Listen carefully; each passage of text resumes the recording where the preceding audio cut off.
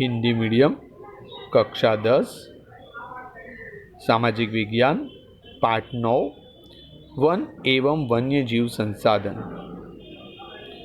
ये पाठ आज हम पढ़ रहे हैं। देखते हैं मनुष्य का अस्तित्व, प्रगति एवं विकास संसाधनों को आभारी है। आदिकाल से प्रकृति से विभिन्न चीज़ें प्राप्त कर हम अपनी आवश्यकताओं की पूर्ति करते आए हैं। इसमें जंगल अत्यंत महत्वपूर्ण संसाधन माने जाते हैं। जंगलों का सामान्य अर्थ वृक्ष, झाड़ियाँ या घास का समुच्चय माने ये सब इकट्ठा हो तो जंगल बनता है। प्राकृतिक वनस्पतियों में उन्हीं वनस्पतियों का समावेश हो सकता है जिसका विकास मनुष्य की सहायता बिना प्राकृतिक स्वरूप में हो। इसे अक्षत वनस्पति कहते हैं। भारत में इस प्रकार की वनस्पति अब सिर्फ हिमालय, सुंदरवन एवं भारत के रेगिस्तान के दुर्गम क्षेत्रों में ही पाई जाती है। जंगलों का वर्गीकरण। यह वर्गीकरण भिन्न भिन्न दृष्टि से किया जाता है। जलवायु के आधार पर जंगलों के प्रकार हम कक्षा 9 में सीख गए हैं। यहाँ हम प्रशासन एवं मालिकाना तथा व्यवस्थापन की दृष्टि से होने वाले जंगलों के 3 प्रकार जानेंगे। प्रशासन के आधार पर जंगलों के प्रकार कितने हैं, ऐसा एक सवाल आ सकता है आपको। प्रशासन के आधार पर जंगलों के 3 प्रकार है। पहला आरक्षित जंगल, संरक्षित जंगल और तीसरा अवर्गीकृत जंगल। पहली बात करेंगे हम आरक्षित जंगल की। इस प्रकार के जंगल सीधे प्रशासन के नियंत्रण में होते हैं।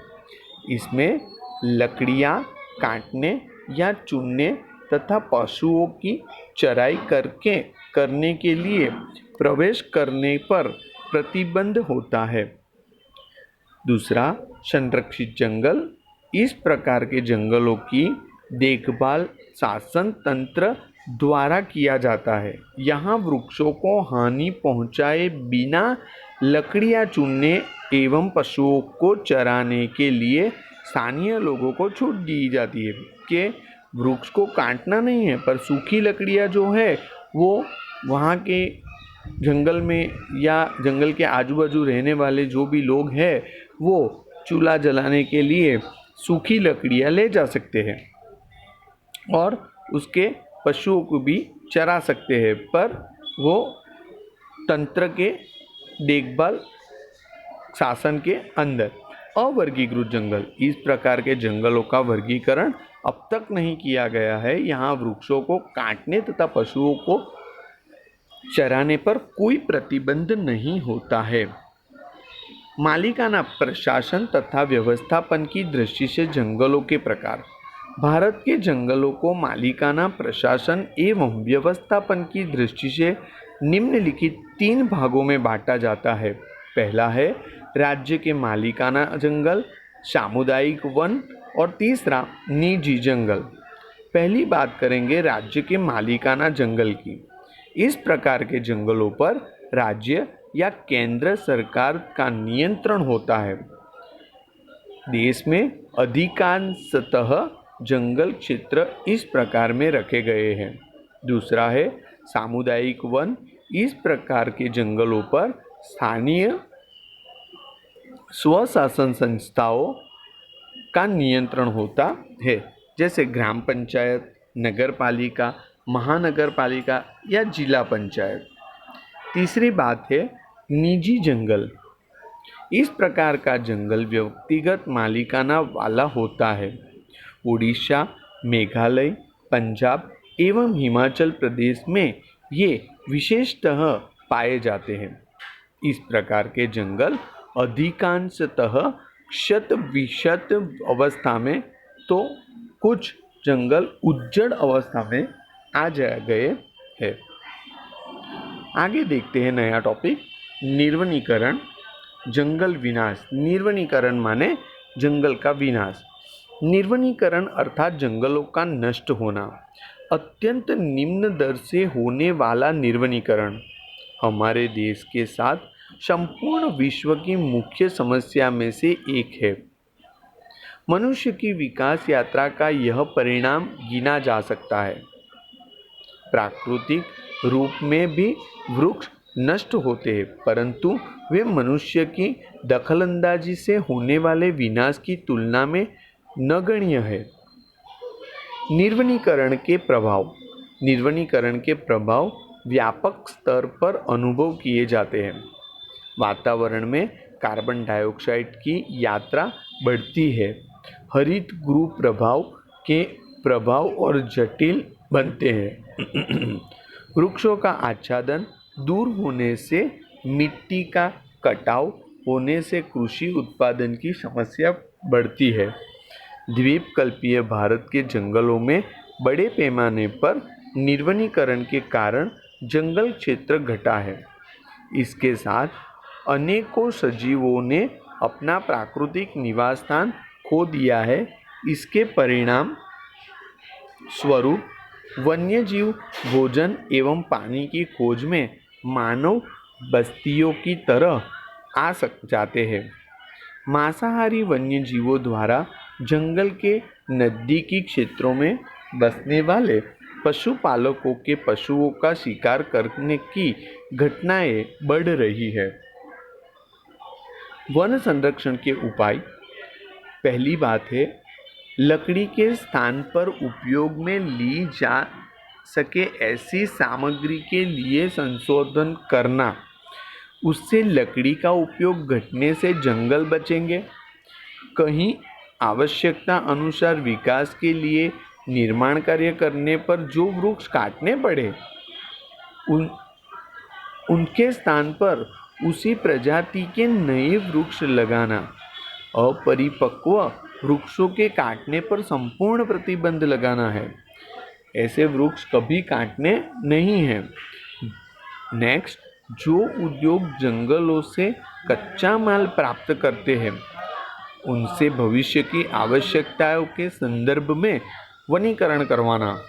नेक्स्ट, इको टूरिज्म के विकास के नाम पर जंगलों की स्थिति भयावह न बने, इसके लिए चुस्त नियमन करना है। इको टूरिज्म के नाम पे आज बहुत चीज़ें गलत भी हो रही है। वो जगह इको टूरिज्म है, मतलब वहाँ कुछ भी गंदगी नहीं करनी है, प्रदूषण नहीं करना है, वो सब ध्यान में रखना है। पर आज लोग इको टूरिज्म के नाम पे बहुत सारी वहाँ पे गंदगियाँ करते हैं, मतलब जंगलों की स्थिति में नुकसान करते हैं। स्थानीय लोगों में इससे संबंधी व्यापक जन जागृति कार्यक्रम आयोजित करना।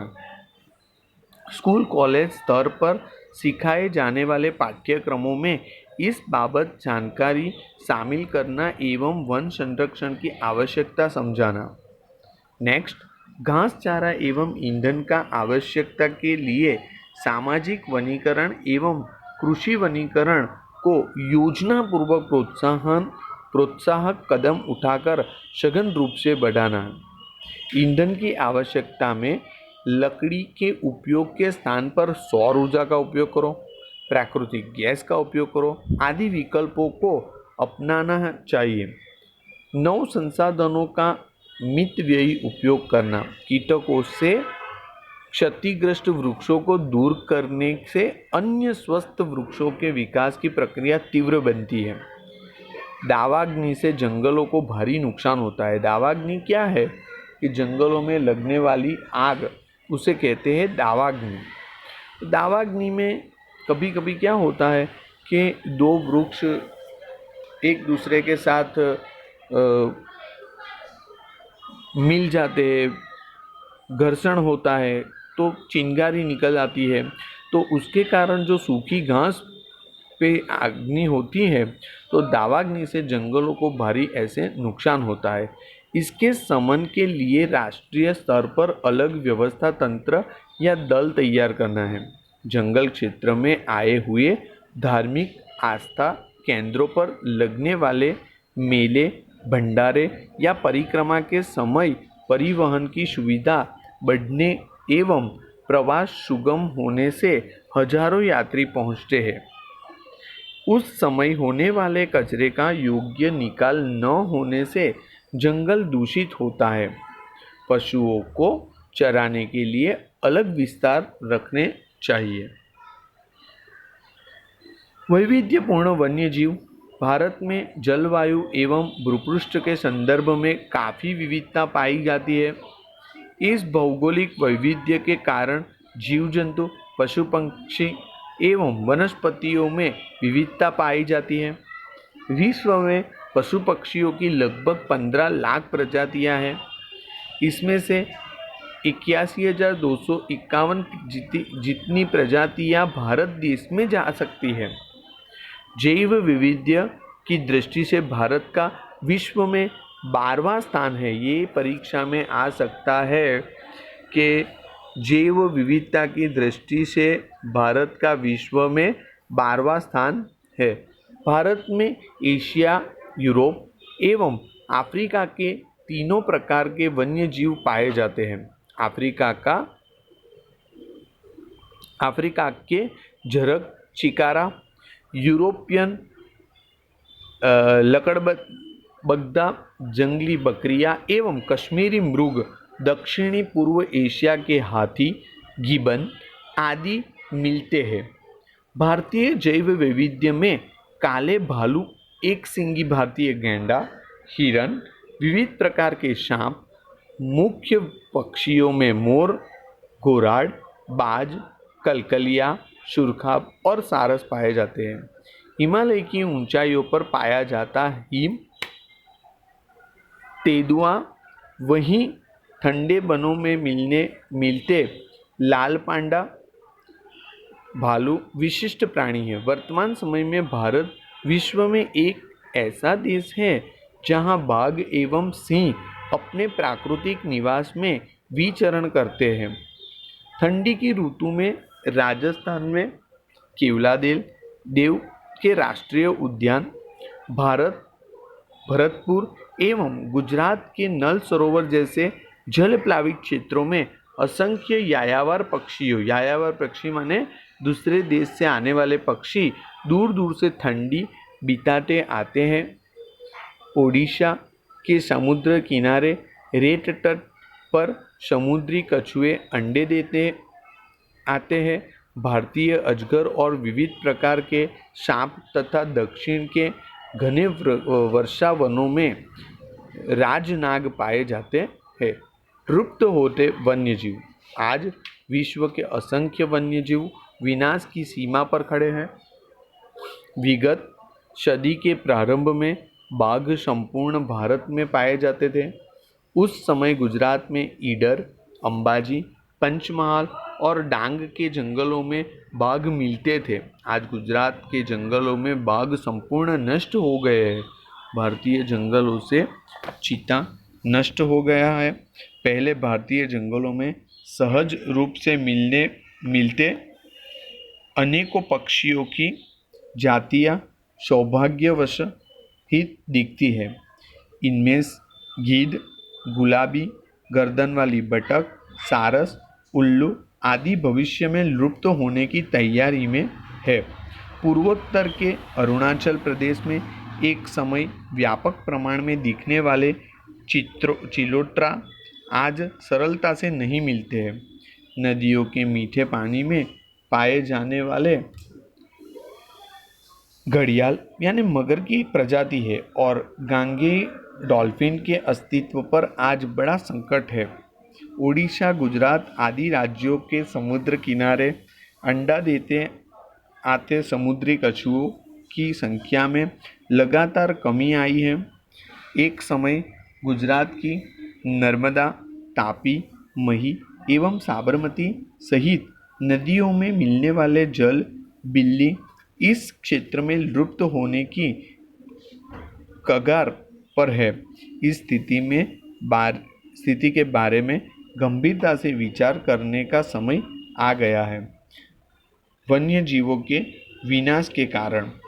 जंगलों के क्षेत्रों में घास भूमि एवं जल प्लावित क्षेत्रों में होने वाले मनुष्य की दखलंदाजी से वन्य जीवों की प्राकृतिक विरासत को जोखिम खड़ा होता है।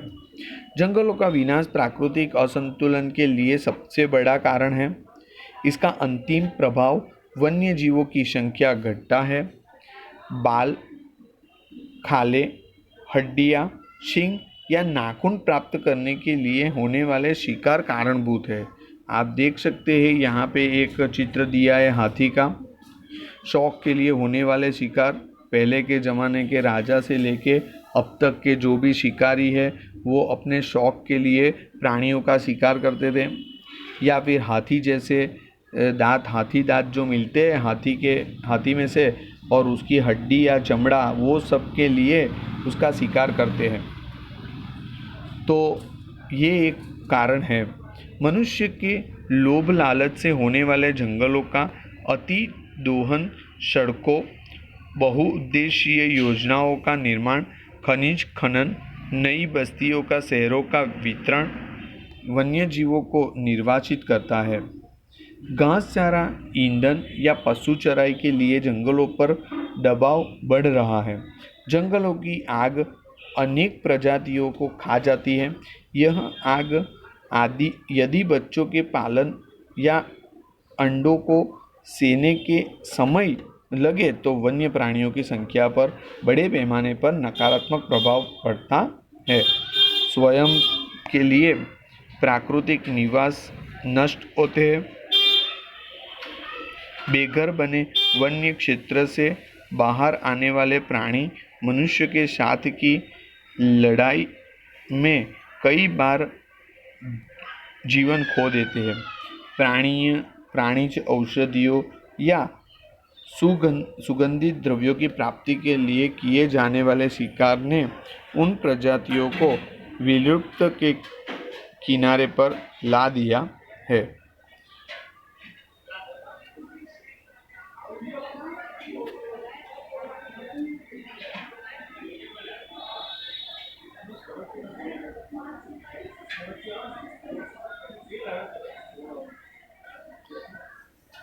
आज के लिए इतना।